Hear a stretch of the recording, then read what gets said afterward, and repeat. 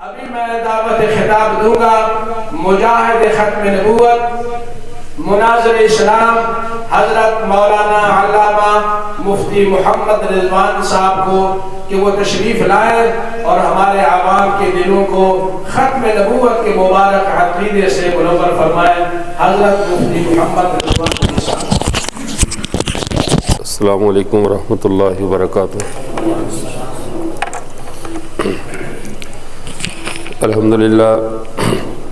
الحمدللہ رب العالمین المالک الحق المبین ازاء قلوب اولیائہ بالہدی والیقین وقوّ بصائرہم بالوحی المستقیم ہدی من شاء برحمتہ واذل من شاء بحکمتہ وعمیت عن نور الحق قلوب الکافرین والمنافقین فللہ الحجۃ البالغۃ علی خلقہ اجمعین نحمد ربی ونشکرہ کما ینبغی لجلال وجہہ وعظیم سلطانہ ونشہد ان لا الہ الا اللہ وحدہ لا شریک لہ ونشہد ان سیدنا ومولانا محمدا عبدہ ورسولہ قال اللہ تبارک وتعالی اليوم اکملت لکم دینکم واتممت علیکم نعمتی ورضیت لکم الاسلام دینا وقال النبی صلی اللہ علیہ وسلم قد كانت بنو اسرائیل تسوسهم الانبیاء كلما هلك نبی خلفه نبی وانا خاتم النبیین لا نبی بعدی قال فماذا تأمرنا فيها یا رسول اللہ قال فو ببیعت الاول ثم الاول او کما قال علیہ الصلاۃ والسلام۔ میرے واجب الاحترام معزز علماء کرام اور کوہلو سے تعلق رکھنے والے ہمارے مقامی معزز سامعین، آج اللہ تعالیٰ کے فضل و کرم سے آپ کی اس مرکزی جامع مسجد میں، جس میں دوسری مرتبہ اللہ تعالیٰ نے حاضری کا شرف عطا فرمایا ہے، اور اس مسجد میں جس حد تک اللہ نے ختم نبوت کی آواز کو بلند کیا ہے، میرا جی چاہتا ہے کہ آج سے اس مسجد کا نام ہی مرکزی جامع مسجد ختم نبوت ہونا چاہیے، کہ اس مسجد کو نام یہی زیب دیتا ہے کہ یہ مسجد ختم نبوت والی مسجد کے نام پہ معروف ہو۔ مجھے امید ہے آپ حضرات اس بات کو پسند کریں گے کہ ہماری یہ مسجد ہی ہمارے پیغمبر کے منصب کی طرف منسوب ہو جائے۔ کیا آپ حضرات کو یہ بات پسند ہے؟ اس مسجد کا نام مسجد ختم نبوت ہونا چاہیے۔ تو جی آج سے ہی آپ حضرات اس مسجد کو مرکزی جامع مسجد ختم نبوت کے نام سے ہی پکارا کریں۔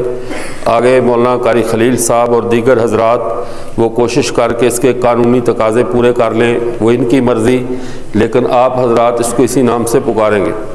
اب آپ بات کو سمجھیے، یہاں پر آج جو ختم نبوت کا پروگرام رکھا گیا، اس کے اسباب کیا ہیں، ختم نبوت کا مسئلہ کیا ہے۔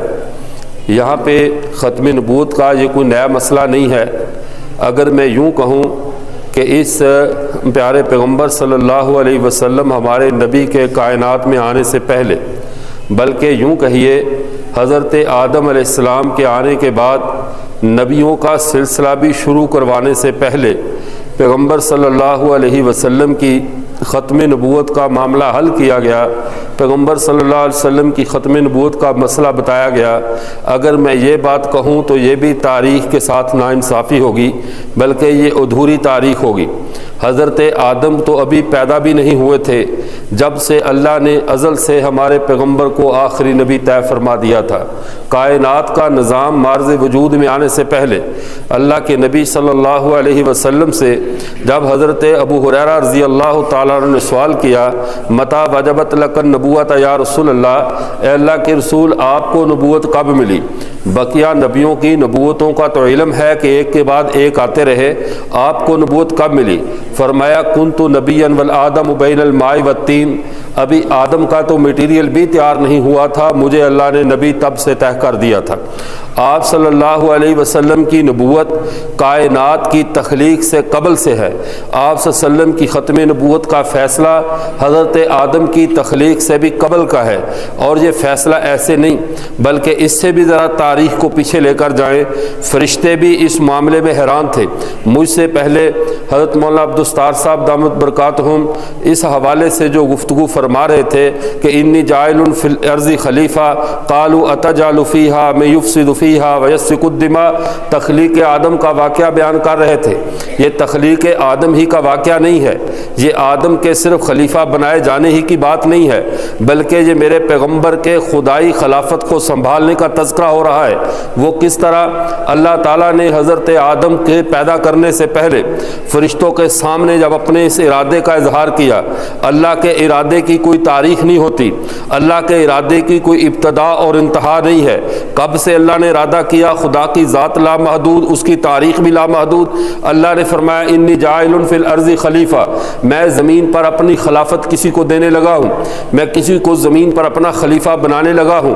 آپ بھی جانتے ہیں، اگر یہاں پہ ہمارے مولانا کریم بخش صاحب دامت برکاتہم ہمارے بزرگ عالم دین ہیں، ایک آدمی 10-20 سال سے ان کی خدمت میں موجود ہو، اس کی موجودگی میں وہ ایک نہیں بلکہ 5-10-15-20 علماء فضلاء ان کی مجلس میں، ان کی ذمہ داری میں، ان کی خدمت میں مشغول ہے، اور یہ اچانک ایک دن جمعے کے دن ممبر پر بیٹھ کر کہے میں اپنی مسجد، اپنا مدرسہ اور اپنی خلافت ایک ایسے شخص کو دینے والا ہوں جس کو تم نہیں جانتے، تو اب مریدوں کے دل میں ایک طبی حسد پیدا ہونا، مریدوں کے دل میں طبی طور پہ سوال اٹھنا بنتا ہے۔ وہ سوال کریں گے خدمت میں تو ہم لگے ہوئے ہیں، جیسے فرشتوں نے کہا ہم نقدس لک نسبح لک، ہم تیری تسبیح تیری تقدیس سارا کچھ تو ہم کر رہے ہیں، یہ کس کا اللہ آپ تذکرہ فرمانے لگے ہیں، کس کے سر پہ اپنی خلافت کا ہاتھ رکھنے لگے ہیں، جس کا ابھی تک کائنات میں خارج میں کوئی وجود نہیں۔ تو جس طرح مریدین مولانا کریم بخش صاحب سے اس معاملے میں سوال کریں گے، اور وہ سوال کرنے میں حق بجانب بھی ہے کہ جب ہم موجود خدمت ہم کر رہے ہیں، 20 سال سے آپ کے ادارے کا نظام ہم چلا رہے ہیں، ہماری خدمات کے بجائے ایک ایسے بندے کو یہاں پہ لایا جا رہا ہے جسے کوہلو کی عوام نے دیکھا تک نہیں، اس کو لا کر کہتے ہیں یہ مدرسہ سارا نظام میں اس کے سر پہ رکھ رہا ہوں، اس کی ذمہ داری دے رہا ہوں۔ تو فرشتوں کو یہی سوال پیدا ہوا۔ اب جب اللہ نے کہا کہ میں ان آدم کو بنا رہا ہوں خلیفہ، فرشتوں نے سوال کیا اے اللہ آدم تو کیسا خلیفہ بنا رہا ہے؟ اب آدم کے مٹیریل کا تذکرہ کیا گیا کہ آدم کا مٹیریل کیا چیز ہے، آگ، ہوا، مٹی اور پانی، یہ 4 چیزوں کے اجزاء سے آدم کی تخلیق کی گئی۔ اب یہاں بھی سوال پیدا ہوتا ہے یہ عجیب چونچو کا مربع ہے یا اس کو متضاد چیزوں کا اچار کہیے، یہ کیسے خدا کی خلافت کرے گا؟ اس لیے کہ اب اس انسان کو دیکھو، آگ کی صفت اور ہے، پانی کی صفت اور ہے، آگ کی صفت جلنا ہے تو پانی کی صفت اسے بجھانا ہے، مٹی اور ہوا، مٹی کی صفت ٹھہرنا ہے، ہوا کی صفت اڑا دینا ہے، یہ متضاد چیزوں کا مجموعہ اللہ احکم الحاکمین کا خلیفہ کیسے بن رہا ہے؟ زمین پر خدائی خلافت یہ کیسے سنبھالے گا؟ اللہ نے کہا انی عالم ما لا تعلمون، اس لفظ پہ غور کیجئے، جو بات میں جانتا ہوں اے فرشتوں تم وہ بات نہیں جانتے، تمہارا علم اس سطح تک نہیں ہے، جو بات میرے علم میں ہے میں جانتا ہوں تم نہیں جانتے۔ اور آگے وَعَلَّمَ آدَمَ الْأَسْمَاءَ كُلَّهَا، اللہ نے آدم کو سب چیزوں کا علم دے دیا۔ اب اس لفظ علم کو یاد رکھیے کہ خلیفہ زمین پہ حقیقی معنوں میں خلافت کا حقدار کون ہے، کس کے سر پہ تاج خلافت رکھا گیا ہے۔ اب حضرت آدم علیہ السلام کے بعد جب نبیوں کا سلسلہ، انسانوں کا سلسلہ شروع ہوا، اللہ نے ٹوٹل زمین کے اوپر 3 ملتیں نازل فرمائی ہیں، 3 ملتیں اللہ کی بنائی ہوئی ہیں، باقی ساری ملتیں، جماعتیں، فرقے، قومیں یہ انسانوں کی تیار کردہ ہے۔ اللہ نے 3 ملتوں کو اصلیت اور آسمانی سند دی ہے۔ ایک ملت موسوی ہے، حضرت موسیٰ علیہ نبینا علیہ السلام کی ملت، دوسری ملت عیسوی ہے، حضرت عیسیٰ علیہ نبینا علیہ السلام کی ملت، اور تیسری ملت محمد عربی صلی اللہ علیہ وسلم کی ہے۔ اللہ نے تینوں ملتوں کا قرآن پاک میں تذکرہ فرمایا، قالوا کونوا ھودا او نصارى تہتدوا قل بل ملت ابراہیم حنیفا۔ اللہ نے کہا یہودی کہتے ہیں یہودی ملت میں آ جاؤ فلاح پاؤ گے، عیسائی کہتے ہیں عیسائی ملت میں آؤ فلاح پا جاؤ گے۔ اللہ نے فرمایا نہیں، بل ملت ابراہیم حنیفا، جو ملت ابراہیمی ہے، دین حنفیت ہے، یعنی نہ یہودیت نہ نصرانیت بلکہ دین حنفیت، اور دین حنفیت دین اسلام ہی کا نام ہے۔ فرمایا دین حنیف میں اب بقا ہے، دین حنیف میں اب نجات ہے۔ اب ایک سوال پیدا ہوتا ہے، بات تو میں خلافت کی کر رہا تھا، زمین پر خلیفہ کون بنے گا؟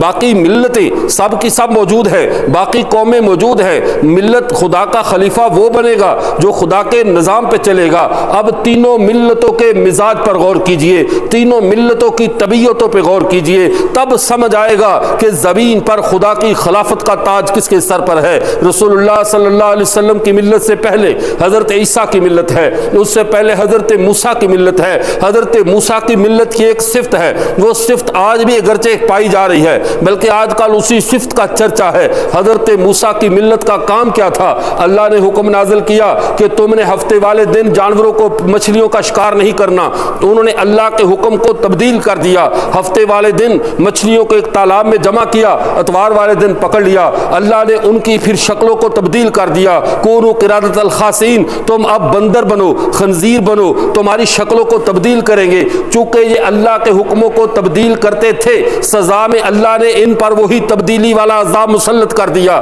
حضرت موسیٰ کی ملت جسے قوم یہود کہا جاتا ہے، یہ پوری ملت تبدیلی والی ملت ہے۔ یہ اللہ کے حکموں کو تبدیل کرتی تھی، نبی کے فرمانوں کو تبدیل کرتی تھی، خدا کے قائم کردہ نشانوں کو تبدیل کرتی تھی۔ اللہ نے ان پر عذاب بھی تبدیلی والا مسلط کیا کہ جیسے ادھر تبدیلی ہے تم پر بھی یہ تبدیلی مسلط رہے گی۔ یہ اللہ کے حکم بدلتے رہے، اللہ ان کی شریعتیں، اللہ ان کی شکلیں بدلتے رہے۔ پانی پی رہے ہیں، اس میں خون آ رہا ہے، دریا میں چل رہے ہیں، رستے بن رہے ہیں، کبھی کچھ کبھی کچھ۔ جب تبدیلی کے عذاب میں یہ امت گزری تو حضرت موسیٰ کی امت کو آپ بلا جھجک تبدیلی والی امت کہہ سکتے ہیں۔ اب آئیے حضرت عیسیٰ کی ملت کی طرف۔ حضرت عیسیٰ نبینا علیہ السلام کے دور میں طب کا عروج ہے، طبی طور پہ ڈاکٹروں کا عروج ہے۔ ایسے ایسے ڈاکٹر ہیں جو مریض کے اندر ہر طرح کی مرضوں کا علاج کرتے ہیں، لیکن ابھی تک مردہ کے جسم میں زندگی دوڑانے والا ڈاکٹر پیدا نہیں ہوا، رکتی ہوئی نبضوں کو پھر تحریک دینے والا ڈاکٹر پیدا نہیں ہوا تھا، مادرزاد نابیناؤں کو بینائی دینے والا کوئی حکیم سامنے نہیں آیا تھا، کسی مادرزاد کوڑی کو جو ہے وہ شفا دینے والا کوئی طبیب سامنے نہیں آیا تھا۔ حضرت عیسیٰ کو طب کا معجزہ دیا گیا۔ حضرت عیسیٰ کی ملت آج بھی طب والی ملت ہے، طبابت ان کے پاس ہے۔ حضرت عیسیٰ نے مردوں کو زندہ کیا، حضرت عیسیٰ نے نابیناؤں کو بینائی دی، بیماروں کو شفا دی، حضرت عیسیٰ نے کوڑیوں کے جسموں کو ٹھیک کر دیا۔ تو پتہ چلا حضرت عیسیٰ کی ملت طبی ملت ہے، موسیٰ کی ملت تبدیلی والی ہے، عیسیٰ کی ملت طب والی ملت ہے، جو ہے وہ ڈاکٹری والی ملت ہے۔ اور اس ملت کا تعلق ایلوپیتھک سے کہیے، ہوموپیتھک سے کہیے یا یونانی طرز علاج سے کہیے، یہ سب کا سب ملت عیسوی کے گرد گھوم رہا ہے۔ لیکن جب میرے پیغمبر صلی اللہ علیہ وسلم کی باری آئی، میرے پیغمبر کو معجزات تو سارے دیے گئے، حضرت موسیٰ کی طرح ان کے ہاتھ میں بھی کنکریاں تبدیل ہو کے کلمہ تو پڑھ رہی ہیں، لیکن میرے پیغمبر کا غالب معجزہ اللہ نے علم کا معجزہ دیا اور پھر پوری دنیا کو چیلنج کر کے کہا فَأْتُوا بِسُورَةٍ مِّن مِّثْلِهِ، اس کی مثل ایک صورت لے کر آؤ۔ محمد عربی کی ملت یہ علم والی ملت ہے، پہلی دو ملتیں تبدیلی اور طب والی ہیں، میرے نبی کی ملت علم والی ملت ہے۔ اور اللہ کی خلافت، اللہ نے آدم کی تخلیق کے وقت کیا کہا تھا؟ وَعَلَّمَ آدَمَ الْأَسْمَاءَ كُلَّهَا، چونکہ میں نے آدم کو اپنا خلیفہ بنانا ہے اور خلافت کی بنیاد علم ہے اور اس امت کو علم کا معجزہ دیا گیا، اس لیے اللہ کی دھرتی پہ، اللہ کی زمین پہ جو اللہ کے حقیقی خلیفہ ہیں وہ صرف ہمارے پیغمبر محمد رسول اللہ صلی اللہ علیہ وسلم ہے۔ اور زمین پر خدا کی خلافت کا یہ حق یا محمد کے پاس ہے یا ان کی امت کے پاس ہے۔ پھر بات یہی نہیں، اگر آپ اس سے ذرا اور ایک اور طرح سے عقیدہ ختم نبوت کو سمجھیے، اللہ کی خلافت جو اللہ زمین پہ قائم کرنا چاہتے تھے، جس کی بنیاد پر فرشتوں کے سامنے اللہ نے اظہار فخر کیا تھا کہ میں زمین پر اپنا ایک خلیفہ بنا رہا ہوں، وہ خلافت بقیہ امتوں کے پاس نہیں آئی، وہ خلافت اس امت کے پاس آئی ہے۔ ہمارے پیغمبر کے سر پہ تاج ختم نبوت رکھ کے بتا دیا گیا میرا حقیقی خلیفہ یہ ہے، اس لیے کہ دنیا میں اگر کسی چیز کو عزت ہے، اگر آدم کا کوئی شرف ہے جو فرشتوں کو سجدہ کرنے پہ مجبور کرتا ہے تو وہ آدم کا علم ہے، جس کے بارے میں کہا گیا انی اعلم ما لا تعلمون، میں جو جانتا ہوں وہ تم نہیں جانتے۔ پھر اللہ نے علم دے کر کہا آدم میں اصل کمال علم کے ساتھ ہے، اور کائنات کے سب سے بڑے عالم جس کو اللہ کا علم ہے، جن کو شریعتوں کا علم ہے، وہ محمد عربی صلی اللہ علیہ وسلم ہے۔ ان سے بڑھ کر اولین و آخرین میں کوئی علم نہیں رکھتا، ہمارے نبی سے بڑھ کر کوئی صاحب علم نہیں ہے۔ خدا کے حقیقی خلیفہ ہمارے پیغمبر پیغمبر ٹھہرے۔ اب اس کو ایک اور طرز سے بھی سمجھ لیجئے، اور طریقے سے بھی سمجھ لیجئے، پیارے پیغمبر صلی اللہ علیہ وسلم سے کو جو علم کا معجزہ دیا گیا، ہر بات میں اصل چیز پہلے علم ہے۔ جہالت، آپ نے کھانا کھانے لگے، پہلے اس کا علم ذہن میں آئے گا کہ یہ کھانا ہے، اینٹ اور پتھر نہیں، پہلے علم آتا ہے، چیز کا وجود بعد میں آتا ہے۔ سامنے سے گاڑی آئی، آپ اس میں سوار بھی نہیں ہوئے، آپ کا گاڑی سے فائدہ اٹھانا یا سوار ہونا بعد میں ہے، اس گاڑی کا علم دماغ میں پہلے آتا ہے۔ کائنات میں ہر چیز سے مقدم انسان کے لیے علم ہے، انسان اس کے بعد میں ہے۔ یہی تو وجہ ہے ہمارے پیارے پیغمبر صلی اللہ علیہ وسلم کو دو عجیب خصوصیات سے نوازا گیا۔ پہلی خصوصیت کیا ہے؟ اس خصوصیت کو آپ اکثر علماء سے سنتے رہے، اللہ کے نبی جب معراج کی رات تشریف لے کر گئے، سنن نسائی میں حدیث مبارکہ موجود ہے، اولین و آخرین انبیاء کو جمع کر دیا گیا محمد عربی کی اقتدا میں، رسول اللہ کی اقتدا میں، کہ یہ سارے پچھلے نبی بھی اس امت کے اندر نماز پڑھ لیں محمد عربی کی اقتدا میں۔ ایک اعزاز تو یہ ہے، دوسرا اعزاز کیا ہے؟ میرے نبی نے اس علم کے ساتھ ایسی نسل، ایسی جماعت، ایسی قوم کو تیار کیا جس قوم کو، جس جماعت کو جماعت صحابہ کہا جاتا ہے۔ حضرت مولانا قاسم نانوتوی رحمۃ اللہ علیہ فرماتے یہ جو جماعت صحابہ ہے میرے نبی کی تیار کردہ جماعت ہے، اسے محض افراد کی نظر سے مت دیکھو، پچھلے 1,24,000 نبیوں کی تم تاریخ اٹھا کر دیکھو، جو کردار پچھلے نبیوں کا نکلے گا، میرے پیغمبر کا ہر صحابی پچھلے کسی نبی کی فوٹو کاپی ہے۔ میرے نبی کا ہر صحابی سابقہ کسی نہ کسی نبی کی تشبیہ رکھتا ہے، کسی نہ کسی نبی کی شباہت رکھتا ہے، کسی نہ کسی نبی کی وہ جو ہے وہ اس کا من جو ہے اس کا عکس ہے اس زمین پر۔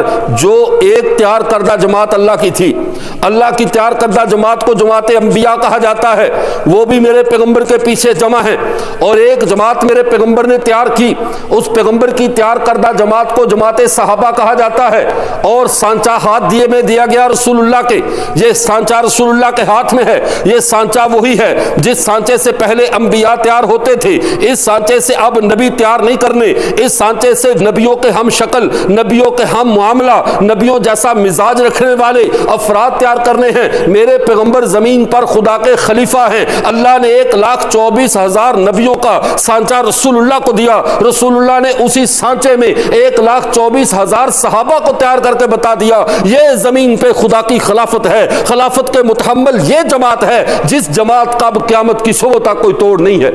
علامہ خالد محمود صاحب رحمۃ اللہ علیہ عجیب بات ارشاد فرماتے ہیں، آج کل لوگوں کو اس معاملے میں بہت ہوتا ہے، نئی نئی تحقیقات کے دروازے کھلتے چلے جا رہے ہیں، فتنے اپنی چھلانگیں لگاتے ہوئے امت کے اندر کودتے چلے آ رہے ہیں، بلکہ یوں کہیے کہ وہ جو ایک بند تھا عقل پر ضمیر کا، وہ جو پہرا تھا جس سے ہماری زبانیں اور ہمارے دماغ ایک اپنی حدود اور لمٹس میں رہتے تھے، افسوس کہ آج کی آزادی کی تحریکوں نے اس بند کو توڑ دیا ہے۔ آج کی دماغی آوارگی کی تحریکوں نے اور بہت سے لوگوں نے وہ ان قدغنوں کو، ان حد بندیوں کو، ان خدائی دیواروں کو گرا دیا ہے، اور پوری انسانی جنگل میں جانوروں کی طرح وہ گھوم رہے ہیں۔ وہ حد بندیاں کیا ہیں؟ اس حد بندی کو سمجھنے سے پہلے میں البانۃ الکبریٰ میں علامہ ابن بطہ رحمۃ اللہ علیہ کا ایک واقعہ سناتا ہوں۔ ہمارے کوہلو کے نوجوان، ہمارے بزرگ، اللہ کا شکر ہے ابھی تک بہت سے فتنوں سے بھی بچے ہوئے ہیں، دور ہیں۔ جتنا جتنا سوشل میڈیا گھروں میں گھستا جاتا ہے اتنا انسانوں میں فتنہ پھیلتا چلا جا رہا ہے۔ حضرت ابن سیرین رحمۃ اللہ علیہ کے پاس دو آدمی آتے ہیں، آ کر کہتے ہیں امام صاحب ہم آپ سے قرآن سنانا مناظرہ کرنا چاہتے ہیں۔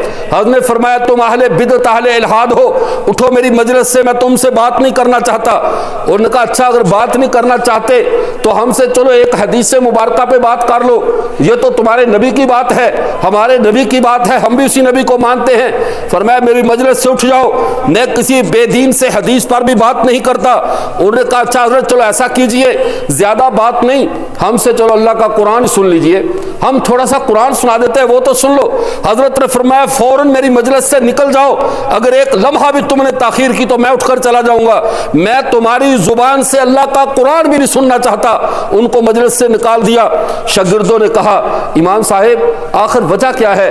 آپ اللہ کا قرآن سننے میں تو کوئی حرج نہیں تھا، اللہ کا قرآن سن لیتے کیا حرج تھا؟ فرمایا بے دین بدعتی اور ملحد کی زبان سے اللہ کا قرآن بھی سن لے بندے کا دل ٹیڑھا ہو جاتا ہے، ایمان ضائع ہو جاتا ہے۔ اس لیے بے دین کی زبان سے اللہ کا قرآن بھی نہیں سنا جاتا۔ آج ہمارا المیہ یہ ہے، ہمارے موبائلوں میں، ہمارے سوشل میڈیا پہ جو جس کے جی میں آئے وہ سن رہا ہے، اپنے دماغوں کو اوپن پڑی ہوئی ڈسٹ بین کی طرح بنا دیا ہے یا کمیٹی والے ڈرم کی طرح بنا دیا ہے۔ جو گھر سے کوڑا کرکٹ لائے، کچرا لائے، اٹھا کر ہمارے دل و دماغ میں ڈال کر چلا جائے۔ خدا کے لیے ہمارے دل و دماغ پہ پہرا ہے، ہمارے دل و دماغ آزاد نہیں ہے۔ ہم اسلامی معاشرے کے اندر رہنے والے ریگولر لوگ ہیں، ہم سیکولر نہیں ہیں۔ ریگولر کا مزاج اور ہوتا ہے، سیکولر کا مزاج اور ہوتا ہے۔ ریگولر اپنی شریعت کا، اپنے نبی کی دی ہوئی حدود کا، ان لمٹس کا پابند ہوتا ہے۔ آج وہ حدود ٹوٹ رہی ہیں۔ توڑنے والے کون ہیں؟ نام میں ببانگ دہل لیتا ہوں اس لیے کہ مجھے اس بات کا خوف نہیں ہوتا۔ اگر جو چیز امت مسلمہ کے عقیدے کے لیے، امت مسلمہ کے نظریات کے لیے، محمد عربی کی امت کو توڑنے کے لیے جو چیز استعمال کی جائے گی، ہم ببانگ دہل انہیں ننگا کریں گے۔ کیوں؟ فتنوں کا حل یہ ہوتا ہے انہیں مخفی نہ رہنے دیا جائے۔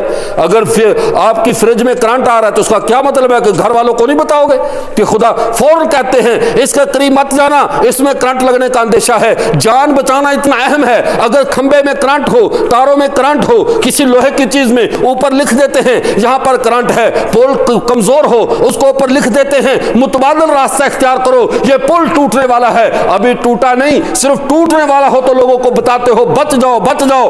جہاں پہ ایمان لٹنے کا اندیشہ ہو علماء نہ بتائیں کہ یہاں اپنا ایمان بچاؤ، تو وہ پلوں کو بچاتے ہو، لوگوں کی جانوں کو بچاتے ہو، ہم لوگوں کا ایمان بچاتے ہیں۔ اس کے لیے کوئی خطرہ نہیں، اس لیے کہ جب سے ہم نے رسول اللہ صلی اللہ علیہ وسلم کے در اقدس کی چوکیداری شروع کر دی ہے، رب کعبہ کی قسم اپنی زندگی تو کیا پوری کائنات کی وقت رائی کے دانے جتنی آنکھوں میں نظر نہیں آتی۔ ان چیزوں کی کیا وقت ہے؟ ایک جان نہیں کروڑ جانیں ہو رسول اللہ کی ناموس پہ ہم قربان کر دے، ہم سب تب بھی یہی کہیں گے حق تو یہ ہے کہ حق ادا نہیں ہوا، کاش اللہ ہمیں کروڑ جانیں اور دیتا، اپنے پیغمبر پہ قدموں پہ ہم وہ بھی نچھاور کر دیتے۔ ہمارے ملک عزیز میں، ہمارے وطن عزیز پاکستان میں ایک ابھرتا ہوا فتنہ ہے جسے ہم قادیانی تو نہیں کہہ سکتے، جیسے بقول علامہ انور شاہ کشمیری رحمۃ اللہ علیہ کے بہت سارے لوگوں کو ہم کافر اس لیے نہیں کہتے، کرتوت ان کے وہی ہوتے ہیں، لیکن ہمارے پاس ان کے کافر کہنے کا کوئی واضح ٹھوس ثبوت نہیں ہوتا۔ کرتوت سارے وہی ہوتے ہیں لیکن صرف ٹھوس ثبوت نہ ہونے کی وجہ سے ہم خاموشی اختیار کرتے ہیں۔ نام آپ نے سنا ہوگا قادیانیت کا سب سے بڑا سہولت کار مرزا محمد علی جہلمی، جس کے لوگ کلپ سنتے ہیں اور گھروں میں بیٹھ کر اس دجال کا کام کیا ہے، 10 باتیں نہیں 90 باتیں ٹھیک کرنے کے بعد کوشش کرے گا 10 باتیں ان میں ایسی کفریاں ملا دے، ایسی حرکات ملا دے کہ سننے والا یہ سمجھے جیسے پہلی ٹھیک ہے یہ بھی ٹھیک ہے، لوگوں کے ایمانوں پہ ڈاکہ زنی کر رہا ہے اور اس بند کو توڑ رہا ہے، اس جماعت کو تان و تشنیع کا نشانہ بنا رہا ہے۔ جو جماعت، جو سانچہ انسانوں کا تیار کردہ نہیں ہے، جو تیار محمد عربی نے کیا ہے، اس کے درست ہونے کا فیصلہ خدا نے کیا ہے۔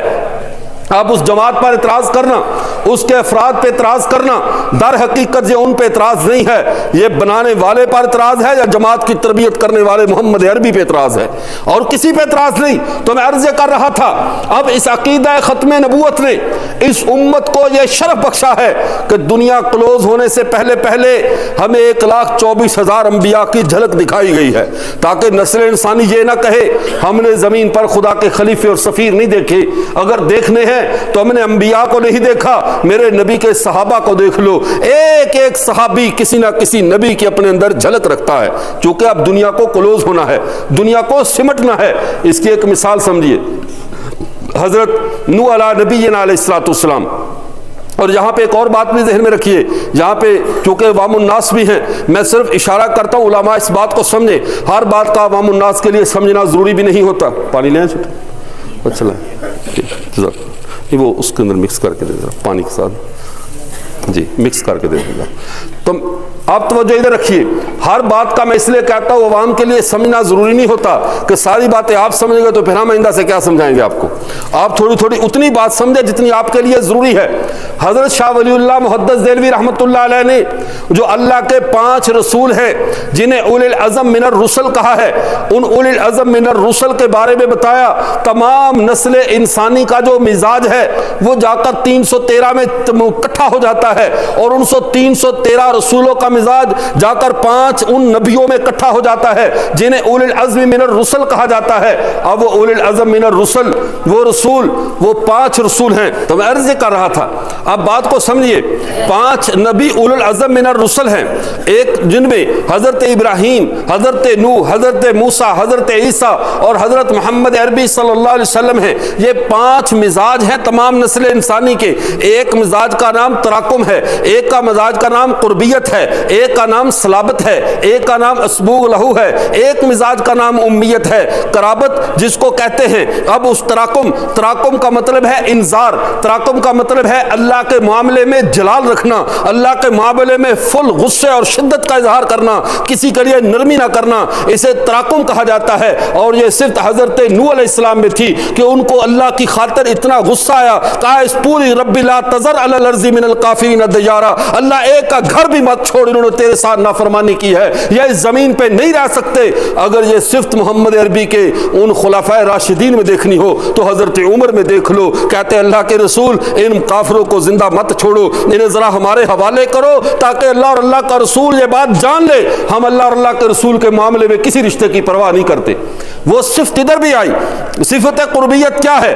جس میں اللہ کی محبت، اللہ کی خلت، اللہ کی دوستی، سب دوستیوں پہ غالب آ جائے، دنیا مافیہا سے بڑھ کر خدا کے ہاں کوئی محبوب نہ رہے. یہ صفت استادوں کی ہوتی ہے، یہ صفت تدریس والوں کی ہے، یہ صفت امت میں صفت قربیت چلی ہے. اس صفت کو اگر دیکھنا ہو تو ابو بکر صدیق میں دیکھو. اس امت کی اگر خلت دیکھنی ہے تو ابراہیم والی حضرت ابو بکر میں دیکھ لیجئے. تیسری صفت صلابت ہے. صلابت کیا ہے؟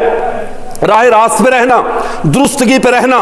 اور جو اللہ کے ساتھ ہم کلام ہونے والا موسیٰ ہے اس میں صفت صلابت ہے. اس کی صفت صلابت کا تقاضا کیا ہے کہ وہ ہر معاملے میں راہ حق پہ رہے، ہر معاملے میں راہ نجات پہ رہے. اللہ کے نبی نے فرمایا جب امت میں فتنہ ہوگا، امت میں فساد امت میں اٹھے گا، یہ شخص اس دن حق پر ہوگا. صحابہ نے جب چہرے سے نقاب اتار کے دیکھا یہ کون ہے جو حق پر ہوگا، دیکھا وہ عثمان ابن عفان تھے. جو صفت حضرت موسیٰ میں صلابت کی صفت تھی وہ حضرت عثمان میں موجود ہے. اگر صفت اسبوغ لہو، اسبوغ کہتے جیسے گلاس پانی کا دیا، بھرے ہوئے کہتے اسبوغ بھرا ہوا، کامل اور مکمل اسبوغ لہو صفت کاملیت، یہ صفت حضرت عیسیٰ میں ہے جو کہ دجال کی دجالی طاقتوں کا مقابلہ کرنے کے لیے اللہ نے پورے نوجوان کو اس شبیہ قوی الجثہ اور قوی الروحانیت شخصیت کو آسمان پہ روک کے رکھا کہ تو جا کر دجال کو قتل کرے گی. اس امت میں اگر کسی میں یہ صفت ہے جو اللہ کی رضا کے لیے جیسے عیسیٰ دجال کو قتل کریں گے، جس شخص نے اس امت کے دجالوں پہ سب سے پہلے تلوار اٹھائی ہے وہ علی المرتضیٰ رضی اللہ تعالیٰ عنہ ہے. اب یہ چاروں صفات تو یہاں پہ آ گئی. فرمایا 5ویں صفت کا نام ہے امیت. امیت اس کاغذ کو کہتے ہیں جس پہ کوئی لکیر لگی ہوئی نہ ہو. امیت اس آئینے کو کہتے ہیں جس میں ما سوائے خدا کے کوئی جھلک نظر نہ آتی ہو. فرمایا یہ امیت کی صفت یہ ختم نبوت کے لیے ہے. جس کو اماموں کا، نبیوں کا خاتم اور سردار بنانا ہو ضروری ہے اس کا دل کا آئینہ امی ہو کہ اس میں سوائے خدا کے اور کسی کا عکس بھی نظر نہ آئے. یہ امیت کی صفت اللہ نے ان کو عطا فرمائی. بہرکیف اگر ہم چلانے لگے تو پچھلے نبیوں کے حالات صحابہ تک. ایک آدمی کہنے لگا، بڑا عجیب طرح سے سوال کیا، یہ سیدنا معاویہ رضی اللہ تعالیٰ عنہ، اور یہ آج کل مظلوم تاریخ کے آج کل نہیں بلکہ شروع سے ایک مظلوم صحابی ہیں، شروع سے تاریخ کے ظلم اور جبر کا شکار صحابی ہیں. اب انہوں نے کہا، کہنے لگا معاویہ میں کون سے صحابی کی صفت پائی جاتی ہے؟ میں نے کہا معاویہ میں تو وہ صفت پائی جاتی ہے کہ اس صفت کو دیکھ کر اللہ کے نبی بھی مسکرا پڑے تھے، اللہ کے نبی بھی ہنس پڑے. اس صفت کو دیکھ کر اللہ کے نبی خوش ہوئے. وہ صفت کیا تھی؟ حضرت ام حرام رضی اللہ تعالی عنہ، یہ رسول اللہ کی رضائی خالہ ہیں. یہ رضائی خالہ رسول اللہ شریف پردہ نہیں تھا ان سے، یہ خالہ لگتی تھی۔ اللہ کے نبی کبھی کبھی ان کے گھر میں چلے جاتے، انہوں نے گوشت پکایا ہوا تھا، رسول اللہ صلی اللہ علیہ وسلم تشریف لے کر گئے تو یہ بھانجے تھے آپ صلی اللہ علیہ وسلم، اللہ گرچہ وقت کے نبی تھے لیکن وہ تو ماں کی جگہ پر تھیں، انہوں نے گوشت کھلایا اللہ کے نبی کو، آپ صلی اللہ علیہ وسلم وہی بستر پر لیٹ گئے، انہوں نے سر میں کنگھی شروع کر دی۔ جب سر میں کنگھی شروع کی اور کھانا کھایا ہو تو آپ جانتے آدمی کو نیند آ جاتی ہے، آپ صلی اللہ علیہ وسلم سو گئے۔ احادیث میں آتا ہے کہ آپ صلی اللہ علیہ وسلم کے خراٹے مبارک بلند ہونے لگے، اتنی گہری نیند آپ صلی اللہ علیہ وسلم سو گئے۔ جب سوئے اچانک ہنستے ہوئے اٹھے، حضرت ام حرام نے کہا ما اضحکک یا رسول اللہ، اللہ کے رسول آپ کو کس بات نے ہنسا دیا، آپ کیوں خوش ہوئے؟ فرمایا اریزا علی ناس من امتی یغزون ھذا البحر کانہم ملوک علی السرا، میں اپنی امت کے ایک جماعت کو ایسے دیکھ رہا ہوں جو سمندر میں ایسے جہاد کر رہی ہے جیسے بادشاہ اپنے تختوں پر بیٹھے ہوئے ہیں۔ فرمایا جب یہ اللہ کے نبی نے فرما دیا، اللہ کے نبی مسکرائے اور ہنسے، اگر حضرت سلیمان علیہ السلام کا تخت ہواؤں میں اڑا ہے تو سیدنا معاویہ کا تخت پانیوں پہ چلا ہے۔ جو بادشاہت اللہ نے حضرت سلیمان کو عطا فرمائی تھی وہی بادشاہت اللہ نے اس امت کے سیدنا معاویہ کو عطا فرمائی ہے۔ اور بادشاہوں سے جلن لوگوں کو زیادہ ہوتی ہے، بادشاہوں سے جلن زیادہ ہوتی ہے۔ لوگ کہتے ہیں یہ تو خلافت کے بعد ملوکیت ہے، تو پھر کیا ہوا؟ اگر خلافت کے بعد ملوکیت بھی تھی، اس ملوکیت پہ اللہ کے نبی ہنس رہے ہیں، تو روتا تو روتا رہے، اس سے ہمیں کوئی فرق نہیں پڑتا، تیرے رونے سے کیا فرق ہے؟ اللہ کے نبی خوش ہو رہے ہیں، اریز علی ناس من امتی یغزون ھذا البحر کانہم ملوک علی السرا۔ جب میرے نبی کو ہم خوش دیکھ لیتے ہیں، ہمیں تو اپنے والدین کی پرواہ نہیں ہوتی، رو رہے کہ ہنس رہے ہیں، تمہارے رونے کی کون پرواہ کرے؟ ہمیں تو اللہ کے نبی کا ہنسنا کافی ہے۔ اللہ کے نبی معاویہ پہ خوش ہیں تو ہم خوش ہیں، اب قیامت تک تم ماتمی سنگت اپنی برقرار رکھو، ہمیں اس سے کوئی فرق نہیں پڑتا۔ تو میں عرض کر رہا تھا یہ جو عقیدہ ختم نبوت ہے، ہمارے پیارے پیغمبر صلی اللہ علیہ وسلم کا اللہ کا آخری نبی ہونا، یہ کائنات کی کلوزنگ کا پوائنٹ ہے۔ اس کے بعد کائنات میں اور کوئی ہنگامہ نہیں ہونے والا، ایک چیز بڑی آنے والی ہے۔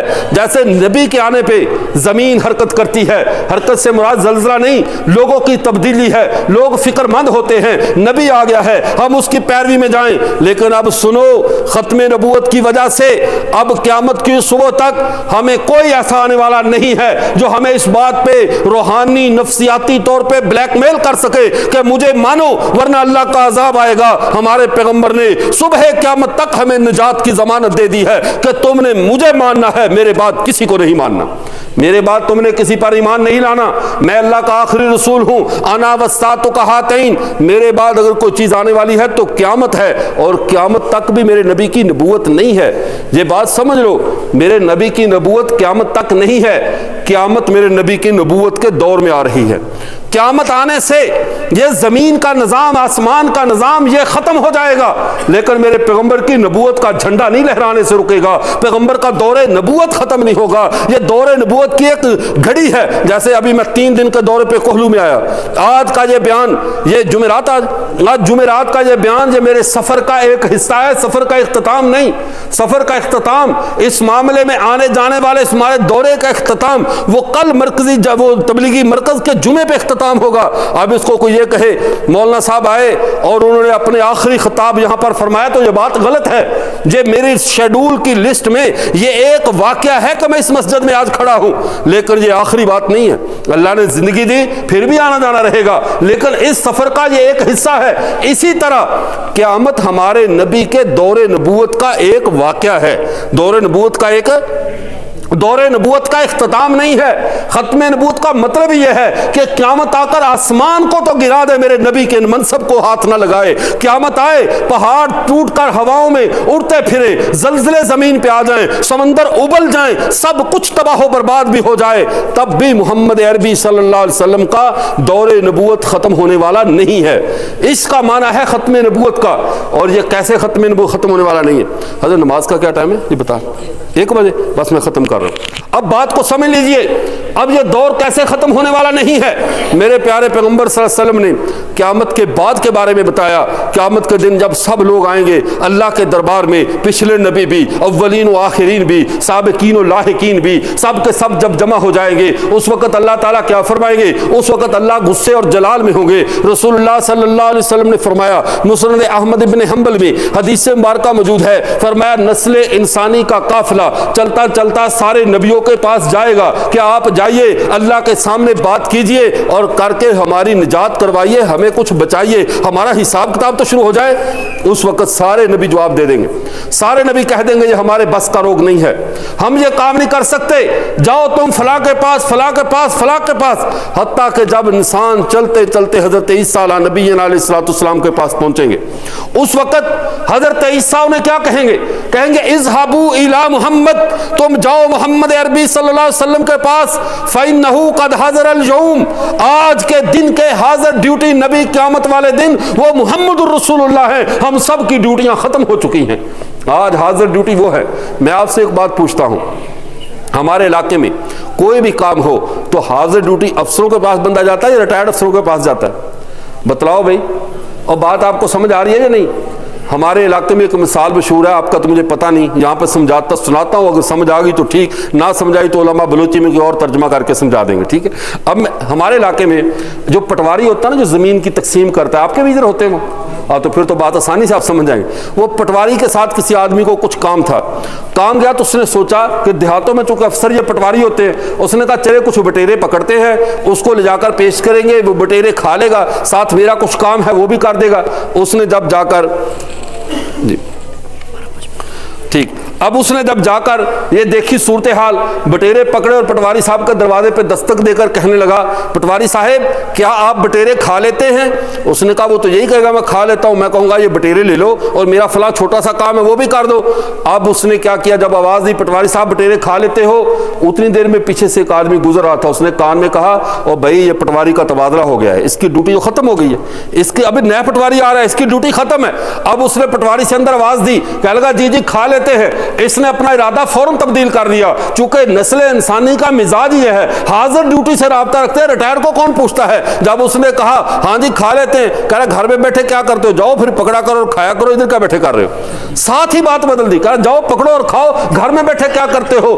اس لیے کہ دنیا حاضر ڈیوٹی کی قدر کرتی ہے۔ حضرت عیسیٰ قیامت والے دن کہیں گے اذهبوا الى محمد، تو محمد کی طرف جاؤ، فإنه قد حضر اليوم، آج کے دن حاضر ڈیوٹی نبی وہ ہیں، چونکہ قیامت آئی ہے لیکن محمد عربی کی ڈیوٹی ختم نہیں ہوئی، نسل انسانی کی سفارش وہ کریں گے، یہ ہے ختم نبوت۔ فإنه قد حضر اليوم، اللہ کے نبی نے فرمایا لوگ میرے پاس آئیں گے، پھر فرشتے وہ کہیں گے لوگ پچھلے نبیوں نے کہا تھا ہماری کوئی غلطی ہوئی، ہم سے کوئی خطا ہوئی، ایسا کوئی معاملہ ہے جس کی وجہ سے ہم اللہ کے سامنے جانے سے ڈرتے ہیں، کہیں ایسا تو نہیں کہ محمد عربی کے پاس جائیں وہ بھی کہہ دے نہیں میں نہیں جاتا، یا ہو سکتا ہے ان کا اللہ کے ہاں وہ درجہ نہ ہو۔ فرمایا فإنه خاتم النبیین، وہ نبیوں کے آخری ہیں، فإنه قد غفر اللہ ما تقدم من ذنبہ وما تأخر، وہ ہے جن کی اگلی پچھلی ساری باتیں معاف ہیں، جو ان کے پاس آج اللہ کے دربار میں انہی کی بات چلے گی اور کسی کی نہیں چلے گی۔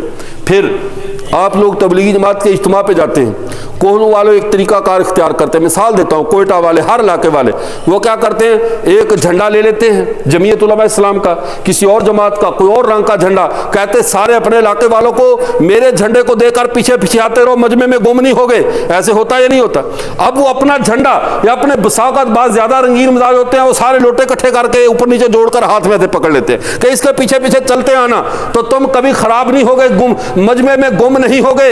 اللہ کے رسول صلی اللہ علیہ وسلم نے فرمایا تمہیں قیامت کے دن تم نے مجھے بھی تو ڈھونڈنا ہے، سرداری تو میری ہے۔ فرمایا لواء الحمد یومئذ بیدی ولا فخر، قیامت کے دن اللہ کی حمد کا جھنڈا میرے ہاتھ میں ہوگا، تم مجمع میں گم مت ہونا، جہاں پہ جھنڈا دیکھو سمجھ لو تمہارے نبی محمد کھڑے ہیں، وہاں آ جانا، تمہارا شفیع میں وہاں موجود ہوں گا۔ پھر یہی بات نہیں، اللہ کے رسول مزہ تو تب ہے ہم ادھر قبر سے اٹھیں، کائنات تو ساری برابر ہو چکی، اس وقت ادھر پہاڑ تھوڑے کھڑے ہوں گے، ادھر والا ادھر نظر نہ آئے، ادھر والا ادھر نہ آئے، نہیں، فرمایا نہیں دیکھو میں تمہیں جب زمین چٹیل میدان بنا دی جائے گی، فرمایا انا اول من تنشق عنہ الارض، میں پہلا شخص ہوں جو قبر سے اٹھایا جاؤں گا، فاکسل حلۃ من حلل الجنہ، مجھے جنت کا جبہ پہنا دیا جائے گا، ثم اقوم عن یمین العرش، میں اللہ کے عرش کی دائیں سائڈ پہ کھڑا ہوں گا، لا ينبغي احد من الخلائق ان يقوم ذلك المقام غیری، پوری کائنات میں کسی میں دم خم نہیں ہے میری جگہ پہ کوئی اور کھڑا ہو جائے، قبر سے آنکھ کھلے دیکھ لینا اللہ کے عرش پہ دائیں سائڈ پہ تمہارا شفیع میں محمد خود کھڑا ہوں گا۔ اب جب اتنا ہمیں تحفظ مل گیا، انشورنس پالیسی اس سے بڑی ہمیں کائنات میں کوئی نہیں دے سکتا، ہمارا مستقبل یہاں تک نہیں، قبر میں اپنی زیارت کروائی، حشر میں ہمیں اپنا دیدار کروایا، پھر یہاں تک نہیں، صحابی نے کہا اللہ کے رسول اگر وہاں ہم آئیں دیکھیں آپ کہیں اور مصروف ہوں، چونکہ یہ ساری حشر کا جو ہنگامہ ہے یہ میرے پیغمبر کے دور نبوت میں آ رہا ہے۔ آج آپ کی اس مسجد میں جلسہ تھا تو سب سے زیادہ دوڑے یہاں قاری خلیل صاحب کی لگی ہوں گی، کیوں؟ کیونکہ ذمہ دار ہیں، یہاں کے بڑے تو وہ ہیں، تو ان کے ذمے مائک سیٹ کرو، یہ کرو، گرچہ مائک کی تار اتنی رکھی جیسے موبائل چارجنگ پہ لگاؤ تو مولوی صاحب ایسے کھڑے کھڑے بات تقریر کر سکے، آگے پیچھے حرکت نہ کر سکے، تو یہ میں عرض کر رہا تھا۔ اب یہاں پہ تو میں عرض کر، اب قیامت کا جب ہنگامہ جو منعقد ہو رہا ہے، قیامت کا جو سانحہ آ رہا ہے، وہ سارے کا سارا چونکہ محمد عربی کے دور نبوت میں آ رہا ہے۔ اللہ کے نبی نے فرمایا اگر میں وہاں نظر نہ ہوں حوض کوثر پہ دیکھ لینا، وہاں نظر نہ ہوں پل صراط پہ دیکھ لینا، وہاں تمہیں نہ ملوں تو میزان پہ آ جانا، جہاں جہاں میرے امتی کو مسئلہ پیش آئے گا میں محمد وہاں پہ پہنچ جاؤں گا تاکہ میرے امتی کبھی غم زدہ نہ ہوں۔ اور فرمایا یہ بھی نہ سوچنا کہ تم آخر میں آئے ہو، آخری امت ہو تو جنت میں بھی آخر میں جاؤ گے، نہیں، ختم نبوت کی برکت سے تم بڑے خوش قسمت ہو۔ انا اول من یقرع باب الجنہ، جنت کا پہلے دروازہ میں کھٹکاؤں گا، میری امت جائے گی، اس کے بعد کوئی جنت میں جائے گا تو جائے گا۔ اور فرمایا باقی امتوں کی 20 صفحے 40 صفحے ہوں گی، میری امت کی اللہ 80 صفحے بنائے گا۔ سب سے بڑا راج ہمارے پیغمبر کا ہے، اس جہان میں بھی اگلے جہان میں بھی سب سے بڑا راج ہمارے نبی کا ہے۔ یہ ہے عقیدہ ختم نبوت، اور یہ وہ عقیدہ ہے جو ہمیں جوڑ کے رکھتا ہے، یہ وہ عقیدہ ہے جو امت کے اتفاقات کو اجاگر کرتا ہے، یہ عقیدہ ایسا ہے جو مشرق و مغرب میں بسنے والے سارے مسلمانوں کو ایک برادری بنا دیتا ہے۔ آپ ذرا حج کے موقع پر دیکھیے، ایسا کوئی مذہب دنیا میں ایسی مثال پیش نہیں کر سکتا، ہندو بھی اکٹھے ہوتے ہیں لیکن ایسے رنگ برنگے جیسے جو ہے وہ کسی کلندر کے سر پہ رکھی ہوئی رنگ برنگی ٹوپی ہو، اس طرح ہندوؤں کا اجتماع دیکھو، سکھوں عیسائیوں کا اجتماع دیکھو، دنیا بھر میں اکٹھے ہونے والے یہ سارے مذاہب کو دیکھ لو، لیکن ایک لباس میں، ایک وردی میں، کفن کی چادروں میں اگر پوری نسل انسانی کو اگر کوئی دین جمع کرتا ہے میدان عرفات میں، بیت اللہ میں، تو صرف محمد عربی کا دین جمع کرتا ہے۔ اس سے پتہ چلا یہ دین عالمگیر دین ہے، یہ علاقائی دین نہیں ہے، یہ کسی خاص قوم اور قبیلے کا دین نہیں ہے، یہ پوری نسل انسانی کی ضرورت اور تقاضے کا نام یہ دین ہے۔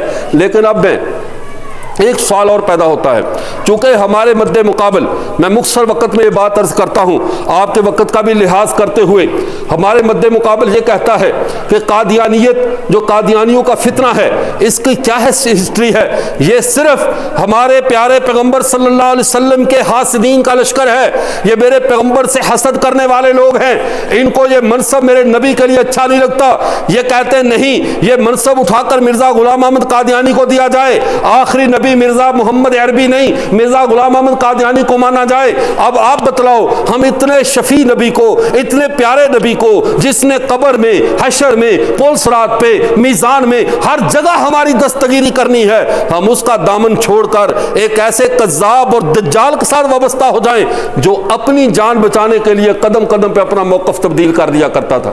مرزا غلام احمد قادیانی یہ انگریز کا ٹوٹ اور ایجنٹ تھا اور اس کی اپنی کتابوں میں لکھا ہے، بلکہ آپ نے آج تک یہ تو سنا ہوگا کہ فلاں اللہ والے نے کسی بزرگ کے اوپر کسی بچے پہ توجہ ڈالی، اس کا سینہ کھل گیا، اس کو قرآن حفظ ہو گیا، یہ تو آپ نے سنا ہوگا، لیکن کوئی ایسا نبی سنا ہے جو کسی عیسائی عورت کے نورانی سینے سے فیض لے کر زمین پر نازل ہو گیا؟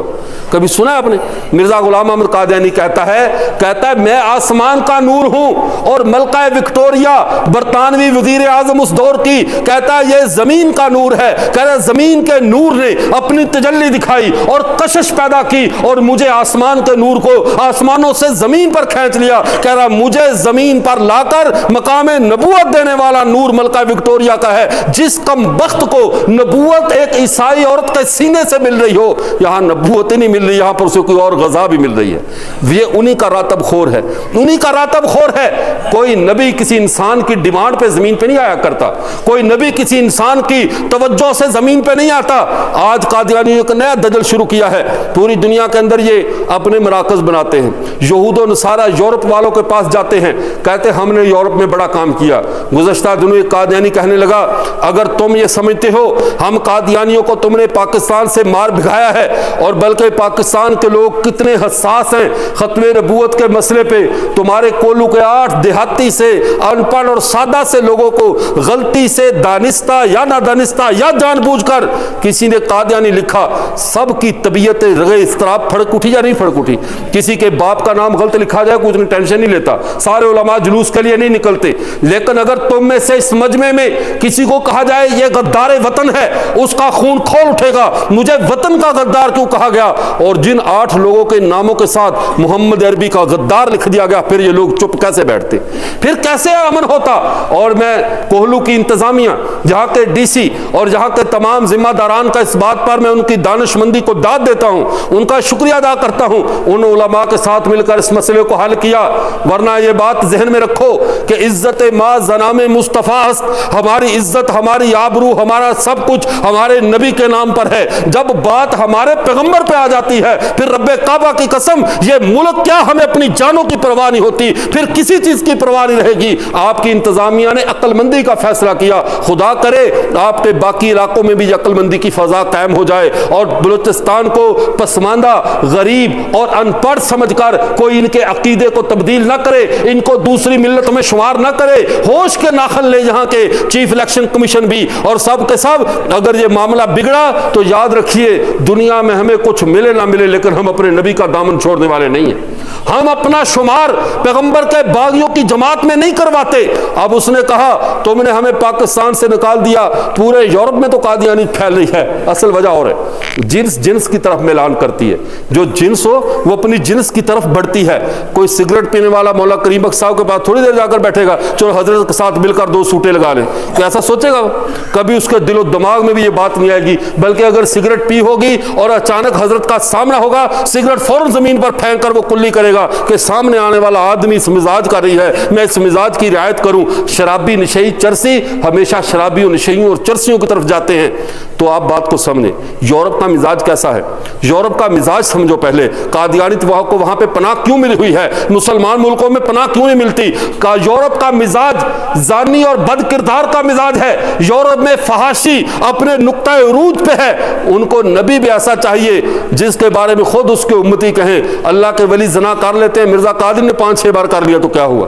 جن کی نبوت کا پیمانہ زانی ہونا ہو، اور یورپ کے لوگ شراب کے نشے میں دھت ہیں، اور قادیانیوں کے بارے میں خود مرزا قادیانی اپنے مرید کو خط لکھتے ہوئے کہتا ہے مجھے پلومر کی دکان سے ٹانک وائن بھیجو، جن کا نبی شرابی ہو تو یورپ کے یہودی اور عیسائی اسی کمبخت کے قریب جائیں گے جو انہی جیسا شرابی ہو، انہی جیسا زانی ہو۔ پھر اس کے بعد یورپ والوں کی دوسری عادت ہے ڈیفالٹر ہونا، دھوکے باز ہونا، آن لائن فراڈ کرنا، لوگوں کو کہنا تم آن لائن شاپنگ کرو، لوگ پیسے بچارے آن لائن بھیج دیتے ہیں اور مال 2 نمبر بھیجتے ہیں۔ یورپ والوں کی عادت ہے یا نہیں؟ تو انہیں نبی بھی ایسا چاہیے جو لوگوں سے 50 کتابوں کے پیسے لے اور 5 دے کر کہے 5 اور 50 برابر ہو گئے، 1 صفر کا ہی تو فرق ہے۔ ایسا فراڈ یا بر صغیر پاک و ہند میں آن لائن فراڈ کا بانی مرزا غلام احمد قادیانی ہے۔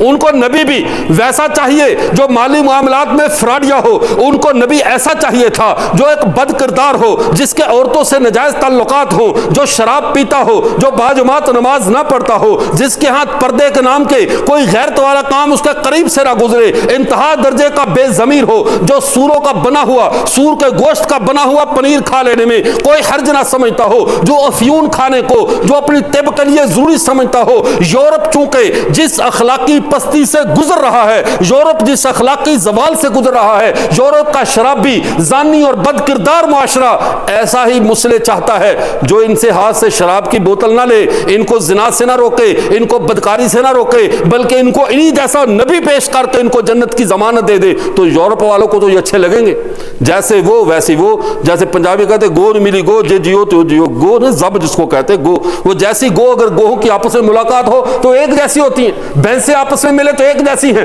تو یورپ والوں کے ساتھ جب قادیانی ملتے ہیں، جو گندا کردار یورپ کا ہے وہی گندا کردار جماعت احمدیہ کے نبی سے لے کر خلفاء تک، خلفاء سے لے کر ان کی عوام تک، سب کے سب اسی کردار کے حامل ہیں. پچھلے دنوں آپ نے سوشل میڈیا پہ نہیں دیکھا ندا چودھری کون ہے؟ یہ مرزا قادیانی کے خاندان کی پوتی ہے. چیخ چیخ کر کہہ رہی ہے میرے ساتھ میرے باپ نے، میرے ساتھ میرے خلفاء نے، میرے اکابروں نے، میرے بڑے بزرگوں نے جماعت کے یہ ریپ کیے، یہ بدکاریاں کی. ایسا بدماش تصور اسلامی فطرت میں نہیں ہے. اس لیے یورپ والوں کو مسلمانوں کو بنسبت قادیانی زیادہ اچھے لگتے ہیں. جیسے وہ ہیں ویسے یہ کرتوت ملتے جلتے ہیں. اس لیے آپ کو اگر اپنے معاشرے کو پاکیزہ رکھنا ہے، آپ کو اپنے معاشرے کو جو ہے وہ باحیا رکھنا ہے، تو قادیانیت کے فتنے سے اپنی آنکھوں کو کھلا رکھنا، خدا کے لیے چوکس رہنا، ارد گرد دائیں بائیں نظر رکھو. جتنا تم توجہ کسی سے رشتہ کرتے وقت، کسی کو بیٹی دیتے یا بیٹی لیتے وقت اس کے کاروبار پہ نظر رکھتے ہو، اس کے جو ہے وہ دولت کو پرکھتے ہو، اس کے معاملات کو پرکھتے ہو، خدا کے لیے کسی سے ہاتھ ملانے سے پہلے اس کا عقیدہ بھی دیکھ لیا کرو، اس کا عقیدہ بھی پرکھ لیا کرو. کہیں ایسا نہ ہو یہ تمہارے پیغمبر کا دشمن ہو. اور نبی کے دشمنوں سے دوستی بندے کو برباد کر دیتی ہے، بندے کی بربادی کا ذریعہ بن جاتی ہے. اللہ ایسے بے ضمیر کو پسند نہیں کرتے جو اس کے نبی کے دشمنوں سے دوستیاں رکھے. اپنی دوستیاں، اپنے تعلق ٹھیک کر لو، اور ایک کام کم از کم اور کر لو. آخری ایک بات، جس طرح آپ اپنی جیب میں ڈاکٹروں کا نمبر رکھتے ہو تاکہ بیماری پیش آئے ہم رابطہ کر لیں، آپ اپنی جیب میں پولیس والوں کا نمبر رکھتے ہو تاکہ کوئی حادثہ پیش آ جائے تو ہم پولیس سے رابطہ کر لیں. خدا کے لیے جب ایمان کے اوپر کوئی حادثہ ہے تو دیکھو آپ کے موبائل میں کسی عالم کا نمبر ہے، آپ کی جیب میں کسی عالم کا نمبر ہے؟ اگر نہیں ہے تو آپ یقین جانیے آپ نے اپنی جان کو، اپنی صحت کو، اپنے مال کو، اپنے ایمان پر اہمیت دے رکھی ہے. اگر نہیں ہے تو نمبر لوڈ کر لو، نمبر سیو کر لو اپنی علماء کا جو جہاں پر موجود ہے، عالمی مجلس تحفظ ختم نبوت کے ذمہ داران جہاں موجود ہیں، ان کے نمبر اپنے پاس محفوظ کرو تاکہ اگر تمہیں کوئی دھوکہ دے، تمہارے عقیدے پر حملہ کرے تو فوری طور پر کسی عالم سے رابطہ کر کے اپنا ایمان بچا سکو، اپنا عقیدہ بچا سکو. اللہ تعالی ہم سب کو تا حیات پیغمبر کی ختم نبوت کے ساتھ جڑا رہنے کی اور قادیانیت کے فتنے کے مقابلے میں اسلام کا دفاع کرنے کی توفیق عطا فرمائے. وآخر دعوانا الحمدللہ رب العالمین.